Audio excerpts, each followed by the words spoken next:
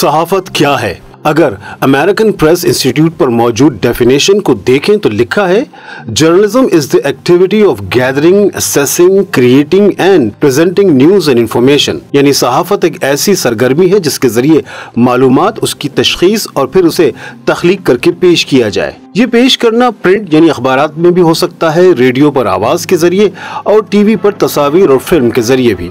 Of Camel cigarettes bring the world's latest news events right into your own living room. Sit back, light up a Camel, and be an eyewitness to the happenings that made history in the last 24 hours. لیکن اس information یا معلومات کی ضرورت کیا ہے؟ ایک بار پھر American press institute والے کہتے ہیں کہ the purpose and importance of journalism is to inform society with the information they need to live their lives. Information that they need to make decisions about different things. یعنی معاشرے کو ایسی information مہیا کرنا جس کے ذریعے وہ اپنی زندگی بہتر طریقے سے گزار سکیں اور زندگی کے اہم فیصلوں میں مدد حاصل کر سکیں۔ تو اگر آپ ٹی وی دیکھ رہے ہیں اور خبریں چل رہی ہیں کہ امریکہ میں کسی بڑے آدمی کا قتل ہو گیا، اس سے آپ کی حالت پر کیا فرق پڑے گا؟ یا فلاں ملک میں بم دھماکے ہو گئے، یا فلاں ملک میں فلاں صاحب الیکشن جیت گئے، تو آپ اپنی زندگی کے فیصلے ایسی معلومات سے کیسے بہتر کر سکتے ہیں؟ یقیناً آپ کو کوئی فرق نہیں پڑے گا، لیکن اگر مان بھی لے کہ کسی کو پڑتا ہے تو ایسے لوگ آٹے میں نمک کے برابر ہوں گے۔ کچھ لوگ کہتے ہیں کہ صحافت کسی بھی ریاست کے چند اہم ستونوں میں سے ایک ہے، کیونکہ صحافت کی وجہ سے حکمران آپے سے باہر نہیں ہوتے، اپنی ذمہ داریاں پوری کرتے ہیں، عوام کے وسائل کا غلط استعمال نہیں کرتے، سب سے انصاف سے پیش آتے ہیں، میرٹ پر بھرتیاں کرتے ہیں وغیرہ۔ صحافت ان پر نظریں گاڑے رکھتی ہے۔ دوسرے لفظوں میں غیر جانبدارانہ صحافت مملکت کی بقا کے لیے اتنا ہی ضروری ہے جتنا مقننہ، عدلیہ اور انتظامیہ۔ یہ سب وہ کہانیاں ہیں جو آپ نے سن رکھی ہوں گی، لیکن یہ سب بکواس ہے۔ جرنلزم یا صحافت دراصل پروپیگنڈا کے لبادے میں سرمایہ دارانہ نظام یا کیپٹلزم کا ایک ہتھیار ہے، جسے وہ جرمنی، اس کے بعد سوویت یونین اور اب چین یا وہ ممالک جن سے انہیں خطرہ ہو استعمال کیا جاتا ہے۔ آپ نے کبھی غور کیا کہ بی بی سی کو کیا ضرورت پڑی تھی اردو، پشتو، ہندی، فارسی اور نہ جانے دنیا کی کتنی ہی زبانوں میں خبریں نشر کرنے کی، جبکہ جو لوگ بی بی سی سنتے تھے وہ خود برطانوی سامراج کے غلام تھے، اور مزے کی بات یہ کہ اسی کے بنائے ایک ادارے کی خبروں پر یقین بھی کر لیتے تھے۔ سمجھدار لوگوں کا کہنا تھا کہ بی بی سی خبر تو سچ بتاتا ہے، لیکن وہ خبر جس سے برطانیہ کو فائدہ ہو۔ ظاہر ہے بی بی سی برطانوی سرکار کو ریپرزینٹ کرتا ہے۔ سوویت یونین اور امریکہ کی سر جنگ جو دراصل دنیا کے دو حصوں کے بیچ تھی، اس جنگ کی ہمیں ایک حصے کی خبریں ہی ملتی رہیں، ایک حصے کا موقف سنتے رہے، یعنی امریکہ اور برطانیہ کا۔ کبھی ہم نے یہ نہ سوچا کہ سوویت یونین اور اس کے بلاک میں موجود ممالک کیا چاہتے ہیں۔ اگر ان پر بی بی سی کی خبروں میں کوئی الزام لگا ہے تو ان کی طرف سے جواب کیا ملا؟ کیونکہ ہمارے خیال میں دنیا کی بہترین خبر رساں ایجنسیاں جو بیان کر رہی ہیں وہی سچ ہے، اور ایسا اس لیے سمجھتے تھے کہ ملک میں موجود اشرافیہ، انٹیلیجنسیا اور حکومتی عہدوں پر موجود افراد بھی ان خبر رساں اداروں کو معتبر جانتے تھے، کیونکہ یہ سب انگریزی پڑھتے اور سنتے تھے، اور انگریزی کلچر کا اس میں بڑا ہاتھ رہا ہے۔ روس کے مقابلے میں بقیہ دنیا میں انگریزی سمجھنے والے زیادہ تھے، اور انگریزی زبان کو ایک انٹرنیشنل زبان کا درجہ بھی حاصل ہو چکا تھا، لہذا تمام بڑے اخبارات جو ظاہر ہے انگریزی میں تھے، جیسے new York Times, time magazine, Washington post, وال اسٹریٹ جرنل، برطانیہ کی بات کریں تو گارجین، ٹیلی گراف، نشریاتی اداروں میں بی بی سی، رائٹرز وغیرہ سے تیسری دنیا میں شائع ہونے والے اخبارات اپنے پیجز کا پیٹ بھرتے تھے۔ ان مغربی اخبارات میں شائع ہونے والی خبر کو جھوٹ قرار دینا گناہ سمجھا جاتا تھا، اور ان خبروں کو سند کا درجہ حاصل تھا۔ آج بھی اس معاملے میں حالات کچھ زیادہ نہیں بدلے۔ یہ عجیب صحافت تھی جو آدھی دنیا کا سچ دکھاتی تھی، مگر سوویت یونین اور کمیونزم سے متاثر ممالک کا موقف ہمیں کبھی بھی دکھائی یا سنائی نہیں دیا، کیونکہ ہم نے کریڈیبل یعنی معتبر انہی چند مغربی نیوز اداروں کو مان لیا جو ہمیں نیٹو اور امریکہ کا پروپیگنڈا دکھاتے رہے، اور مغرب سے متاثر باقی دنیا کے ادارے اسی پروپیگنڈے کو خبروں کے نام پر عوام کو پلاتے رہے۔ He further says most Poles are convinced the Russians, not the Germans, murdered those Poles at the KP. 1989 میں کمیونزم کو شکست ہوئی، سوویت یونین ٹوٹ گیا، جس سے کئی ممالک وجود میں آئے، اور ٹوٹا ہوا جرمنی ایک ہو گیا۔ ایسٹ جرمنی کمیونزم کے تسلط سے نکل کر ویسٹ جرمنی میں ضم ہو گیا۔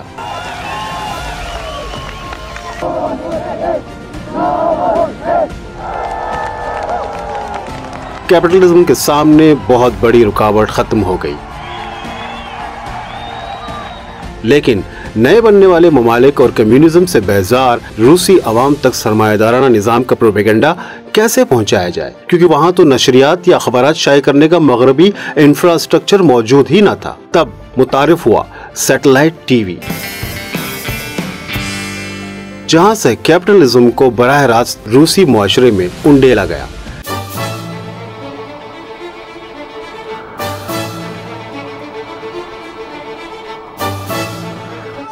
ये देखिए, ये गोरबाचोव का पिज्जा हट का कमर्शियल है। जहां तक खबरों और हालात हाजरा की बात है तो एक साहब टेड टर्नर ने पहला 24 आवर न्यूज चैनल CNN मुतारिफ करवा दिया।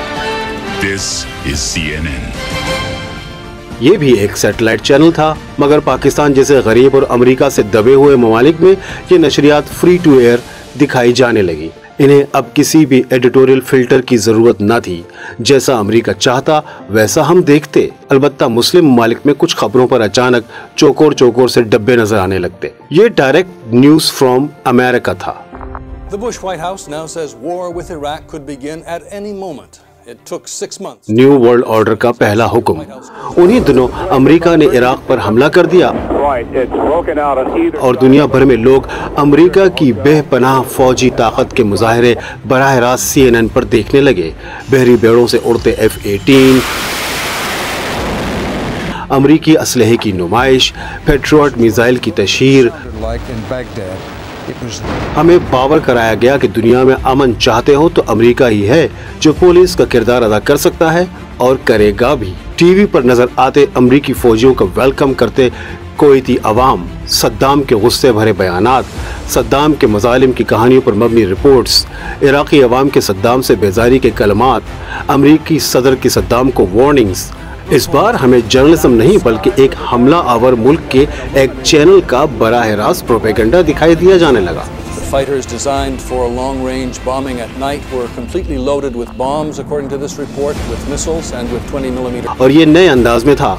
हम सादा लो PTV देखने वाले असल न्यूज उसी को समझने लगे और यकीन करने लगे, क्योंकि प्रोडक्शन क्वालिटी कमाल की थी। मुस्कुराते और खूबसूरत न्यूज एंकर्स, जबरदस्त एनिमेटेड 3D ग्राफिक्स।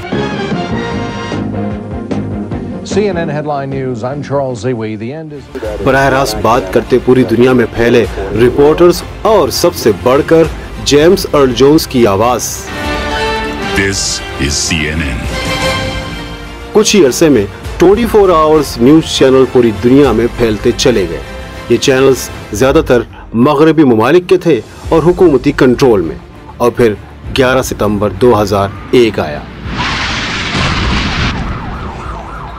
एक नई तारीख का आगाज हुआ और एक बार फिर सहाफत को नई जिम्मेदारियां सौंपी गई।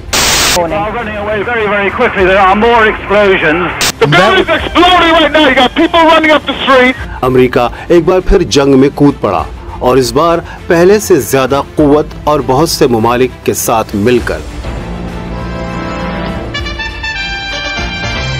We are joined in this operation by our staunch friend, Great Britain.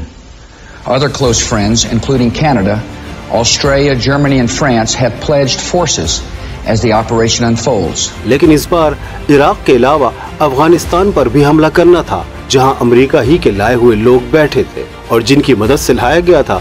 उनसे कहा जा रहा था कि अब इन्हें निकाला जाए और नए लोगों को लाया जाए। ये आसान न था।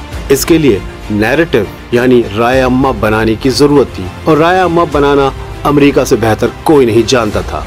और इस तरह पाकिस्तान में अचानक न्यूज चैनल्स की बहार आ गई।